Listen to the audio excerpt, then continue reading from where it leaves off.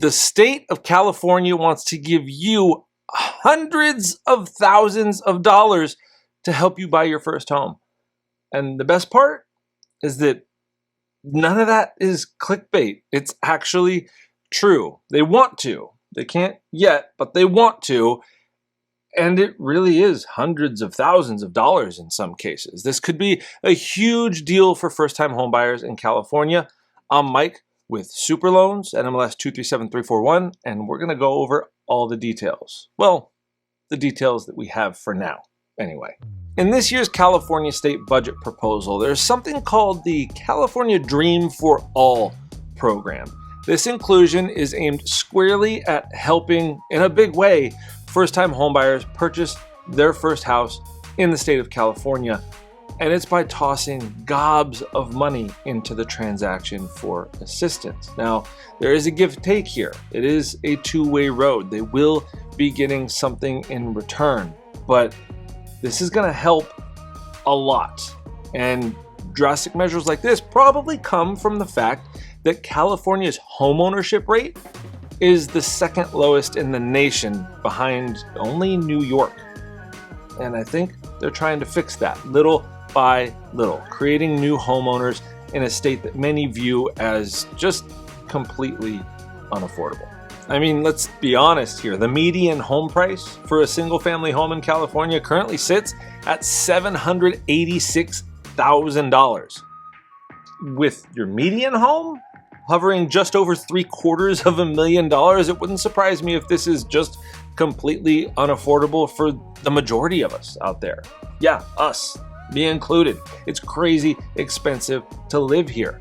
And getting in as a new homeowner hasn't proven easy, and it doesn't seem to be getting easier unless this gets approved. So the California Dream for All, I'm sorry, I fumble over these names because they all have a certain level of cheese to them, and they're all the same but different in little ways. The California Dream for All program, the one we're talking about here, if it passes and becomes available, will assist middle income and lower first-time homebuyers with a whopping 17% down payment assistance. Yes, 17%.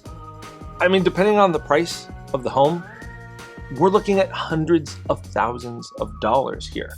So 17%, funky number. Where does that come from? Well, pretty simple to deduct, actually.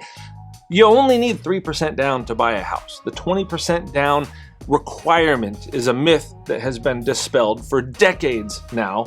You only need 3% down to purchase a home. But having 20% down does steer you clear of having to pay mortgage insurance. While mortgage insurance is a phenomenal tool to help you keep a bunch of your money in your pocket and get you into a house with a minimal down payment, a lot of people hear those words and are still just very averse to the idea of paying for it. So with this program, you come up with the 3% just like you would normally, and the state of California kicks in 17%, giving you a 20% down payment on your home purchase. It's okay. I got some numbers here. Let's see an actual breakdown right over there of how this looks on a median home price transaction.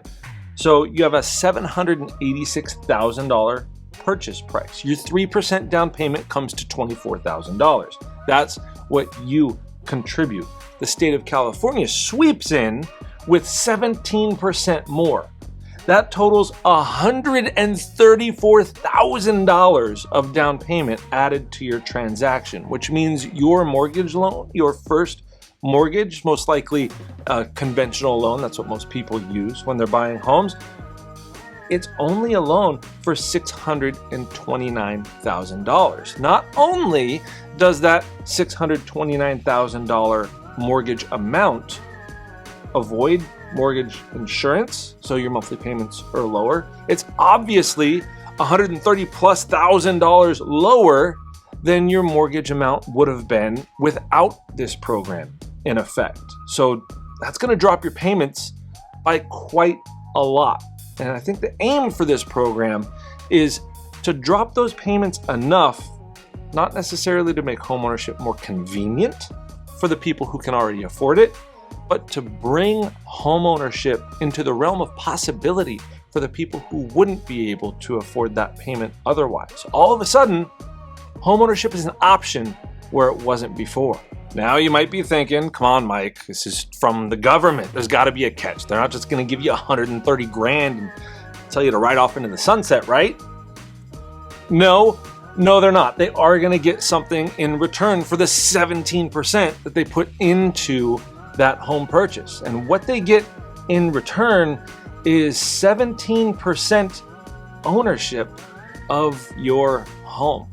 This is a shared ownership or a shared equity program. So in the future, if and when you sell that home, or if you do a cash out refinance on that home for a higher amount, so you can take a wad of cash out because home values have gone up and you want to do some home improvements, well, you're gonna have to pay them back. Now, you're not going to pay them back the 17% that they put into the transaction at the time. You're not gonna pay them back $134,000. You're gonna pay them back 17% of whatever the home is worth at the time that you sell or refinance. This is a legitimate shared equity or shared ownership type of situation. You invest in that house. If that house goes up in value, you benefit. If that house goes down in value, you might lose. If you sell, really the only way that you lose on real estate is if you sell in a market where your house is worth less. If you can hold on to that property, odds are, as history has shown us, values are just going to go up long term. So if you can hang on to it and not sell, then you haven't lost anything yet. But we both know what we're talking about. Everybody likes to hop on Zillow here and there and figure out what their property's worth and what their plus or minus compared to when they purchased the home. But now your plus or minus is going to be worth a little bit less to you. So this is actually coming as a loan, not necessarily a grant or a gift from the state. It's a 17% deferred payment, zero interest loan, which means they're lending you the money, you sign the contract, saying that you got to pay them back at some point. That contract is also going to specify, don't worry, you're not paying interest on this. And also, you're not going to have any monthly payments on this. The payments are just deferred until one of those events happen. A sale of the property or a refinance of the property. When one of those happens, you have to pay it all back, but you're not just paying back the initial amount borrowed, you're paying back 17% of the new home value. So let's look at a quick example and see exactly how this pans out. You buy that home for $786,000. You had put your 3% down, the state kicked in their 17%. Your mortgage amount was what it was in our previous example, but now fast forward 10 years. 10 years later, say your $786,000 home is now worth $886,000. In 10 years, you've gained $100,000 in equity. Party time, right? Well, not so fast. That $100,000 isn't all yours. Let's say that now you get a job offer in a different area, maybe even a different state, or you're expanding your family and you just need somewhere bigger to live. For whatever reason, you've decided to sell that house, cash in on your equity, and use it to help you move somewhere else. You can absolutely do that. But the 17% that the state is entitled to now because of that initial down payment assistance, that gets paid back to them when the sale of your home closes as 17% of the new value. So you're not paying them back the 17% that you borrowed, the 17% of 786. No, now you're paying them back 17% of 886. Is that worth it to you? Is being able to get into that home in the first place, is receiving $130,000+ of down payment assistance, is that worth you selling 17% of your future equity in the home? Usually there's a couple of answers to this question. For the people who can afford to buy a home on their own, they have the down payment, they can afford the monthly payments, they might just want to keep all the equity and keep all the ownership to themselves, not have to worry about paying that back in the future. Or for the people who can't afford that payment, or don't have that amount of down payment, or need this 17% in order to make homeownership affordable for them, they could think it's a really good deal. Sure, California can have 17% of the future equity because I still get 83% for myself, and I wouldn't own this home without the program to begin with. So yeah, why not? Great deal. In that case, this program would be making that 83% of equity available to someone who couldn't normally get their hands on that.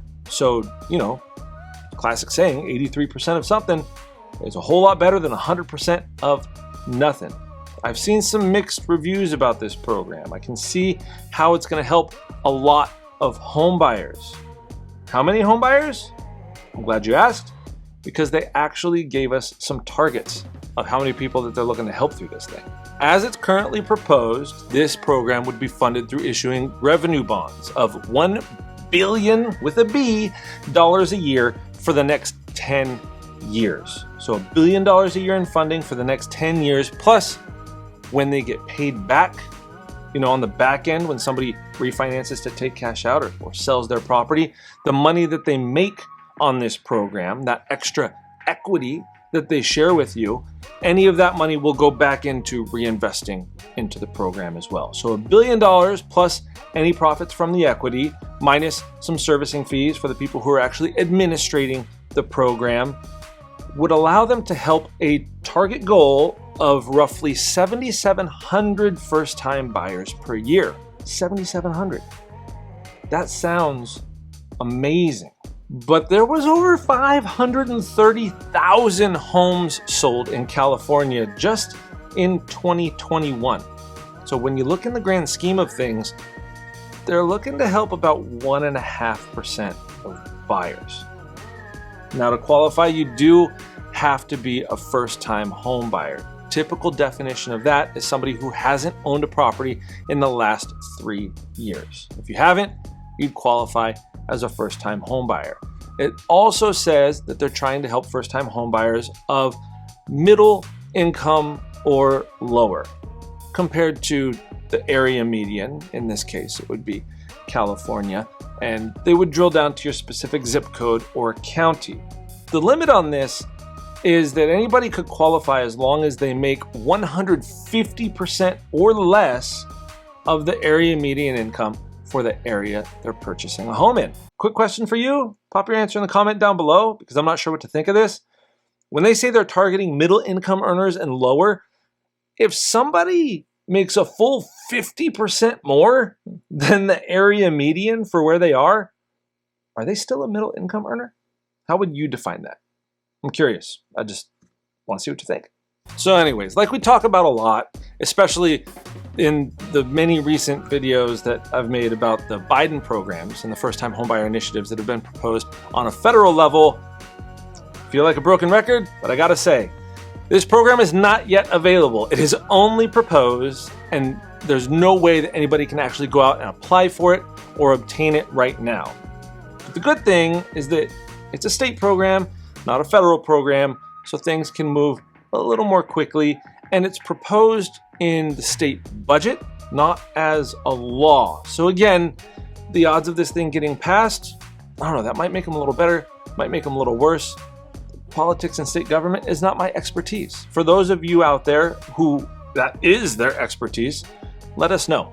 Does that up our chances of getting this program, or does it make them a little bit worse because maybe state budgets are harder to pass with things like this than laws are? I'm not sure. You tell me. Stick your feedback in the comments down below.